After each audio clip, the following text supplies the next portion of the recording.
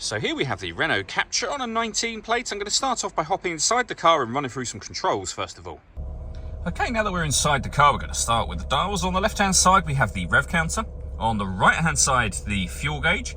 And then in the middle, you can see, firstly, the digital readout for the speedometer. And above that, we have the main trip computer, which includes the total miles for this car. They're 33,275.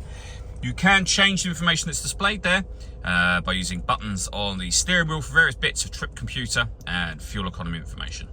If we back out to the steering wheel, we have phone controls and cruise control.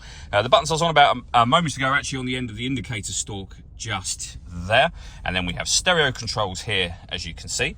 Over in the center, we have the main touch screen for the car. So you can go to your home screen on here. You can access certain things up on this screen, including your navigation, your multimedia, so where you'll listen to your radio, for example, and where you can listen to your own music. And you can see up here, you're able to select between FM, AM, and digital radio. We can come back a step to media. As I say, this is where you'd listen to your own music in the car. We've got USB, SD memory card, auxiliary input, and Bluetooth audio as well. So plenty of ways to listen to your music in this car. We have the main volume for the stereo just there. To the right here, we've got various stereo controls. This car's also got autonomous parking, meaning this car is able to park itself. You can decide along here what kind of space you want the car to look for. Once it finds a space, it will tell you to move forwards or backwards or brake, and it will do the steering for you. We've actually done a couple of videos showing this working in a different brand of car, but the basic principle is the same. You can check that video out, or those videos out, on our website or on our YouTube channel, should you wish to do that. Below that, we have the air conditioning. So it's climate controlled in this car, meaning that you can adjust the fan speed here, but you can also adjust the exact temperature in the car.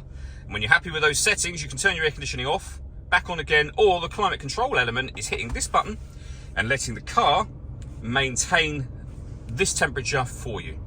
And you can hear it doing that, and it does it by determining the direction that the air is being distributed in, and also the fan speed as well.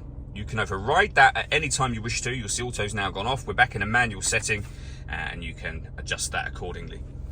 This is where you pop your key in. That button will start and stop the engine. We have auxiliary input, SD memory card input, USB input, and a 12-volt charging socket just here, and then a 5-speed manual gearbox. All that leaves me to say is thank you for taking the time to watch this video. If you'd like to come and see the car in person and have a test drive, please feel free to give us a call here at MJA Car Sales. We'd love to hear from you soon.